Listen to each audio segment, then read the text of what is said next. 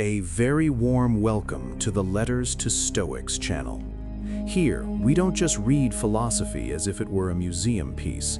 We use it like a branding iron to cauterize the festering wounds of the soul and to forge a mental armor against the deafening chaos of modern existence.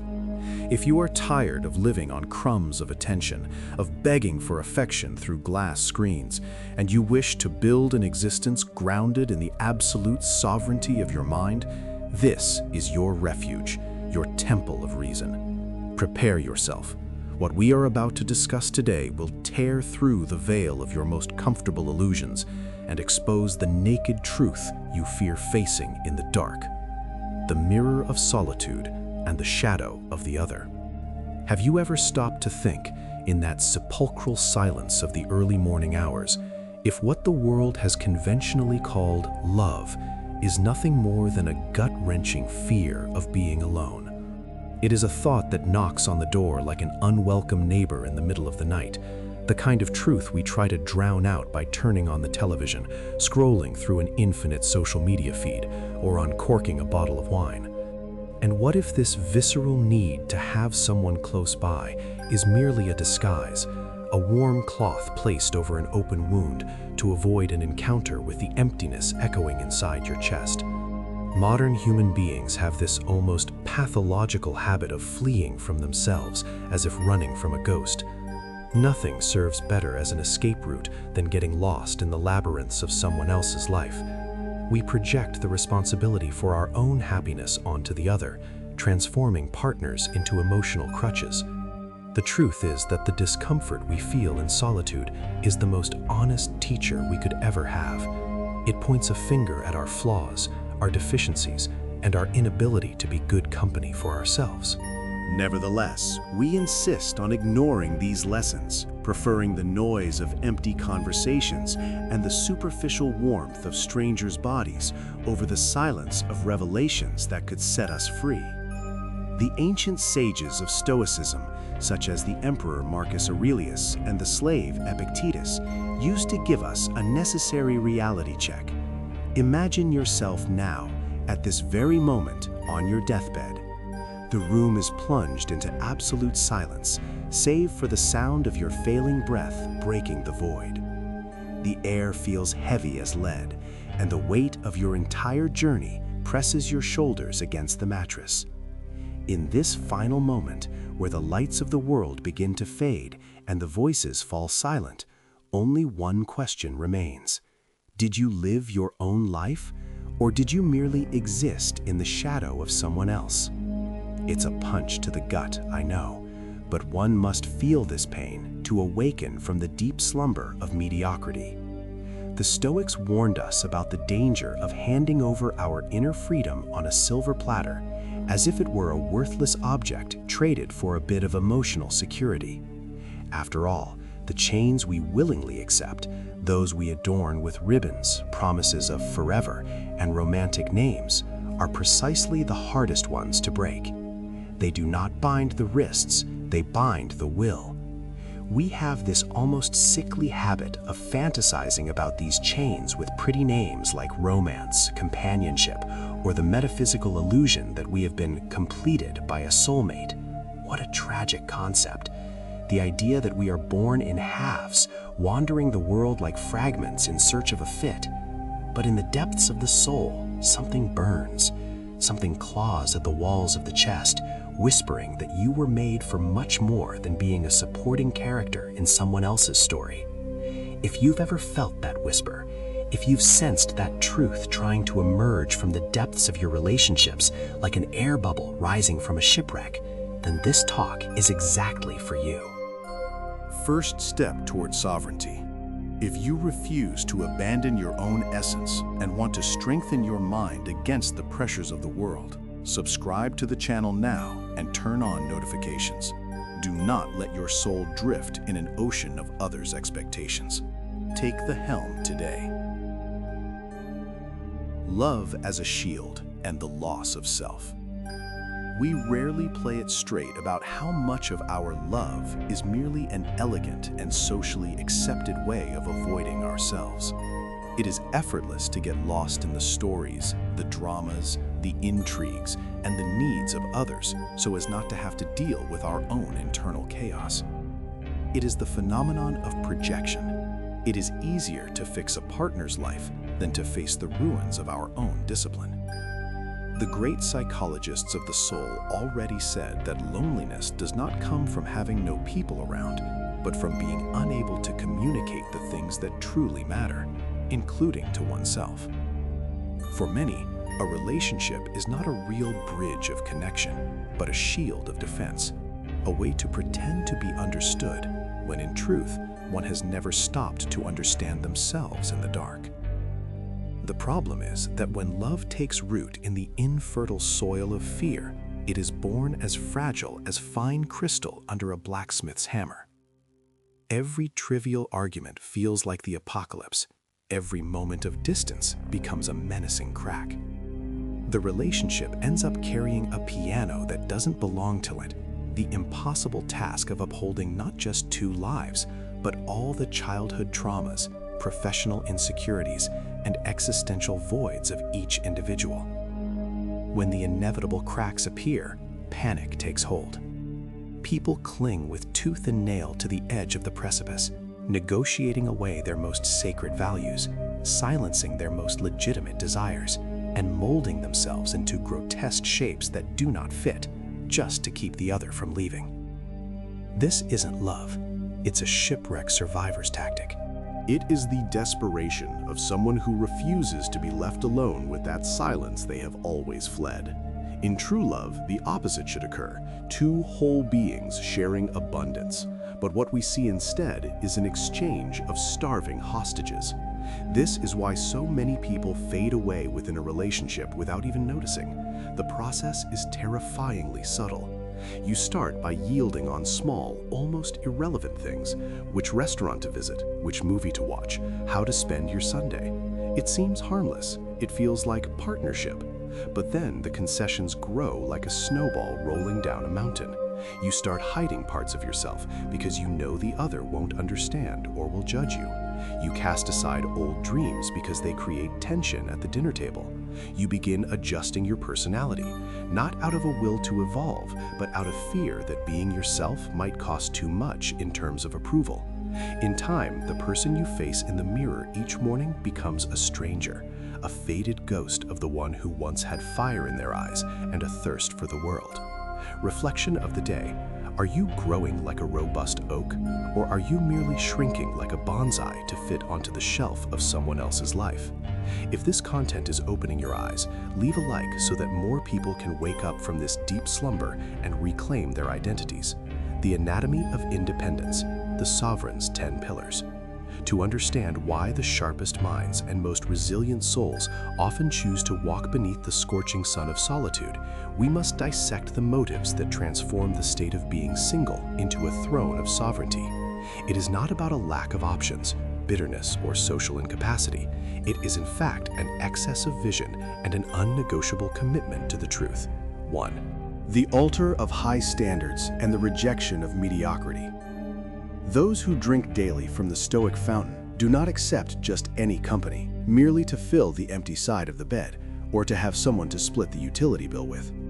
To them, a relationship is not a banal checklist of conveniences, but a resonance of virtues. Honestly, if you spend hours, days, and years polishing your own moral compass, facing your demons, and refining your intellect, why would you agree to share a roof with someone who lives on autopilot, tossed to and fro by Twitter opinions or the impulses of the moment? These individuals seek a partnership that serves as a chemical catalyst, not a lead anchor. They look for someone who embodies integrity, simplicity, and rationality. It's not about perfection. The Stoics knew no one is perfect, but about direction. Imagine two boats on the ocean. They don't need to be tied together, but they must be sailing toward the same north. If the other person is not interested in the port of self-knowledge, the sovereign prefers the peace of their own library and the warmth of their own thoughts. They understand that dignified hunger is better than eating the emotional trash that society tries to sell as love. Selectivity is the last line of defense for the sanctity of one's own mind. 2.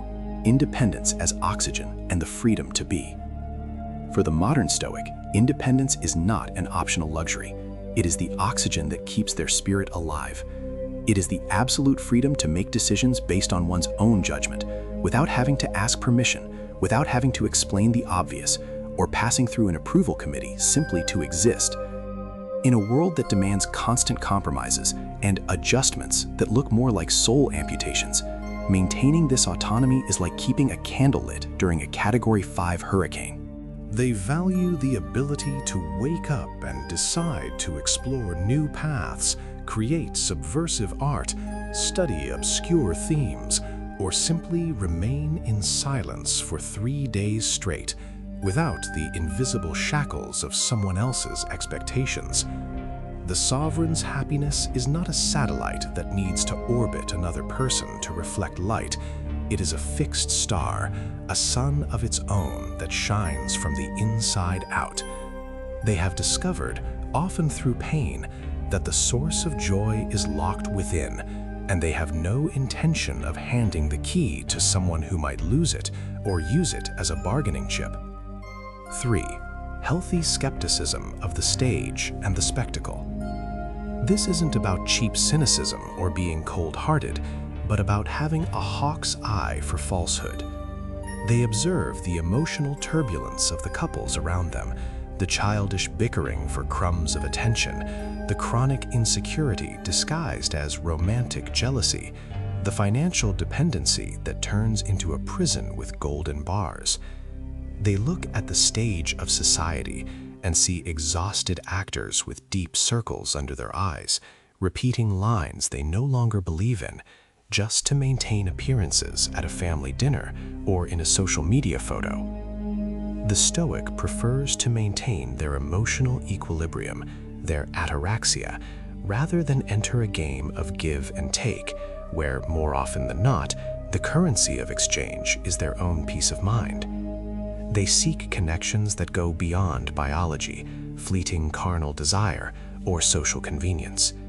Since these connections are as rare as diamonds lost among miles of gravel, they guard their energy. They prefer a vibrant solitude, full of meaning and purpose, over a company that is merely constant white noise and irritating static in the background of their lives. 4. The call of outlier lifestyles and the ethic of authenticity. Some people were born to be nomads, street philosophers, obsessed scientists, or souls dedicated to causes that the world, in its myopia, calls madness or obsession. These paths, those of the outliers, rarely fit into the square mold of a traditional relationship with white picket fences, mortgages, and office hours. Stoicism teaches one to live according to their own nature, their internal diamond, and not according to what margarine commercials preach. If your nature calls for the silence of a personal monastery to write a thesis, or the dust of an unknown road in the heart of a distant continent, you will not sacrifice that for a protocol Sunday dinner with someone else's family, discussing the price of tomatoes. The integrity of living authentically speaks infinitely louder than the instinctive and tribal desire for belonging. The sovereign understands that their life mission is a contract signed with the universe, with the logos, and this contract cannot be broken by a romantic whim or by the pressure of a society that fears those who walk alone. 5. The temple of professional commitment and the work of a lifetime. For brilliant minds, work is not a 9-to-5 job, a tedious task to pay bills. It is a vocation, a calling that demands every atom of energy, every second of focus, and every heartbeat. This total commitment requires a steely discipline that Stoicism applauds, but which the dynamics of an ordinary couple often punish with childish complaints like, "You don't give me enough attention," or "You work too much." How can one cultivate a career that changes the course of history, or a work of art that echoes through centuries, if you must negotiate every hour of deep immersion with someone who feels threatened by your success, or worse, by your physical absence while your mind travels in search of solutions? They choose professional excellence as their form of secular prayer, their supreme form of virtue. They understand perfectly that the price of greatness is often the silence of an empty house, and they are willing to pay that bill up front, without installments, to leave a legacy that lasts longer than a fleeting romantic sigh. 6. The fortress of financial autonomy and the power of no. Money, in Stoic thought, is a preferred indifferent, good to have, but not essential for virtue. However, autonomy over it is an invaluable tool for freedom. Many choose solitude to manage their resources strategically and dispassionately, without the burden of sustaining a partner's unnecessary luxuries, credit card debts, or impulsive decisions. This financial freedom is the solid foundation that allows one to say no to everything that is undignified.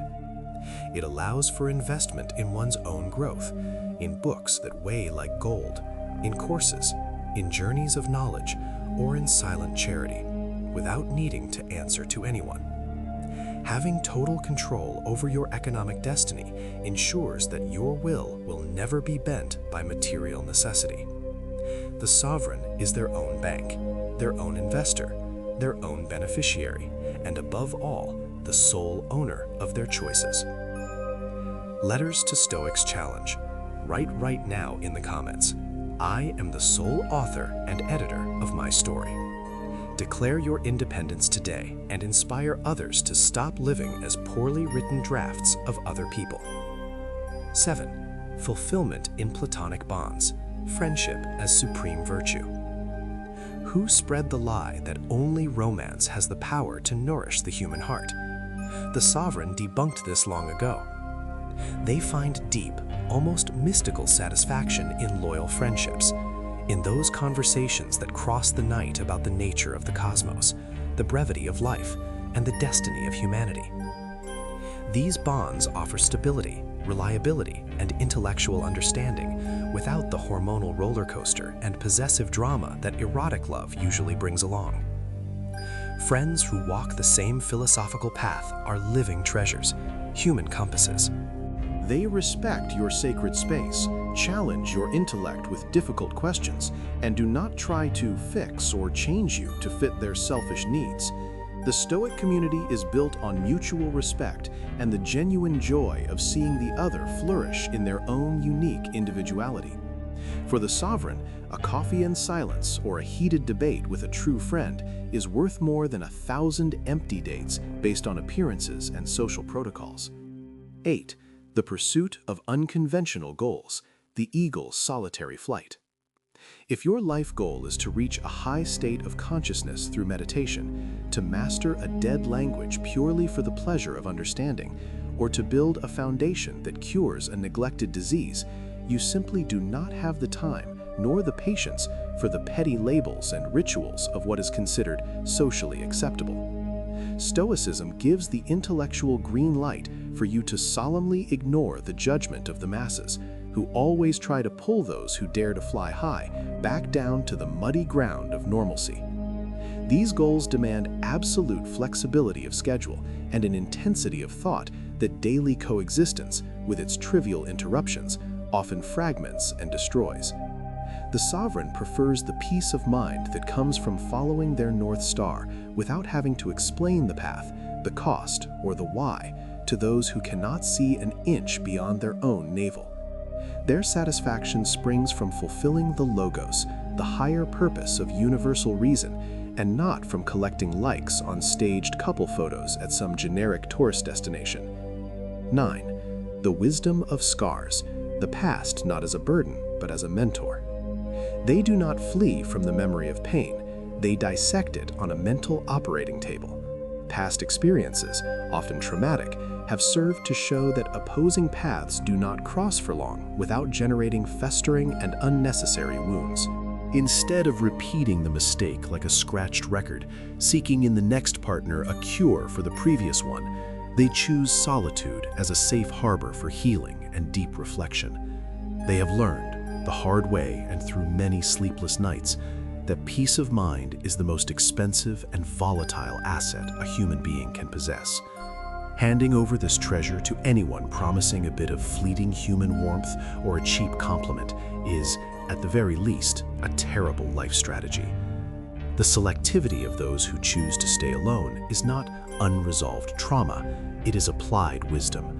It is proof that the lessons of the past have been properly processed and transformed into power. They are not closed to love.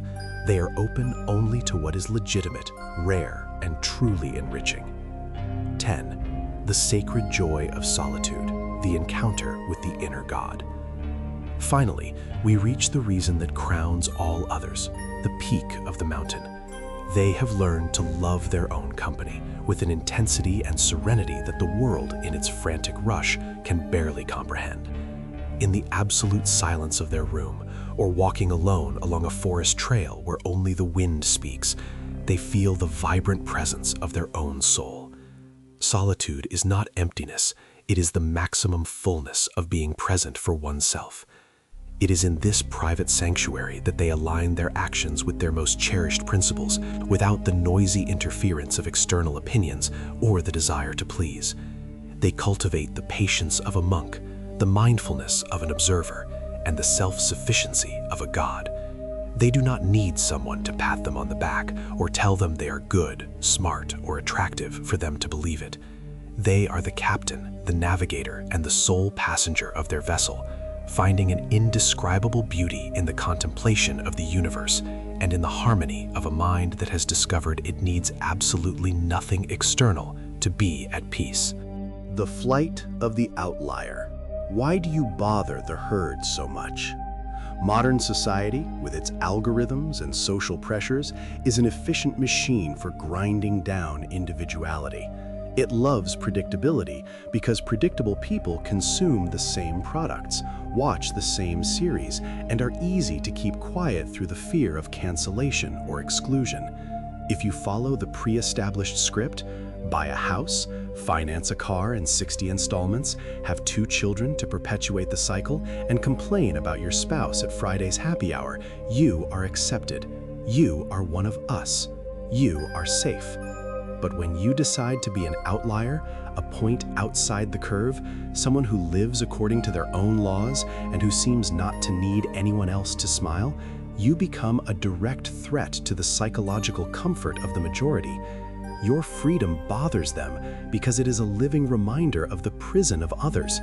They call you weird, selfish, cold, or lonely, not because they pity you, but because your prosperous, solo, and decided life is the smoking gun that their choices, made out of fear or pressure, were not the only ones possible. They desperately need to believe you are unhappy in your silence, so that their noisy mediocrity makes some kind of sense. The Stoic looks upon these criticisms with the serene disdain of one watching rain hit a thick, tempered glass window. What the herd moves in the pasture does not affect the peace of one who has already conquered their own internal kingdom. Being unpredictable is your greatest political and social power. You cannot be emotionally blackmailed. You cannot be manipulated by the fear of loss or abandonment, because you have already discovered that you have nothing to lose that truly matters, except your character and your integrity. The awakening of the unshakable self, the end of the search, and the beginning of life. The journey towards sovereign solitude is not a path of sadness, bitter isolation, or denial of the world.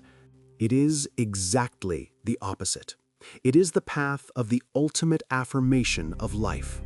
It is saying a resounding yes to your creative potential and a definitive, non-negotiable no to everything that tries to diminish you, distract you, or transform you into an accessory of someone else's life.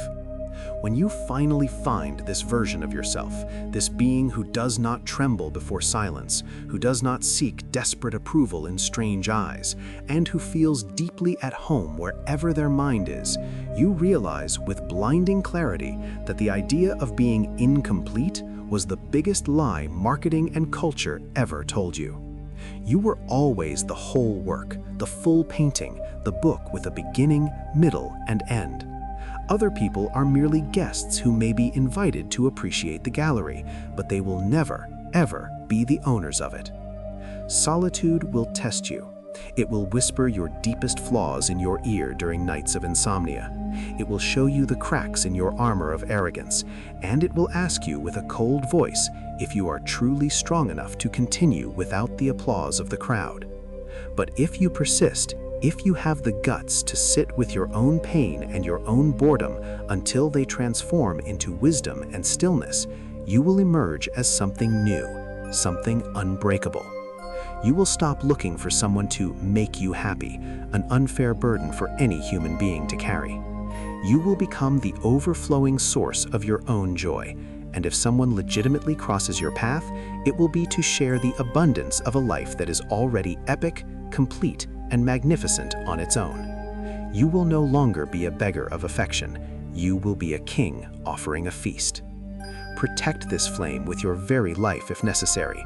Never, under any circumstances, let the noise of the masses or the siren song of convenience extinguish the crystalline voice of your conscience.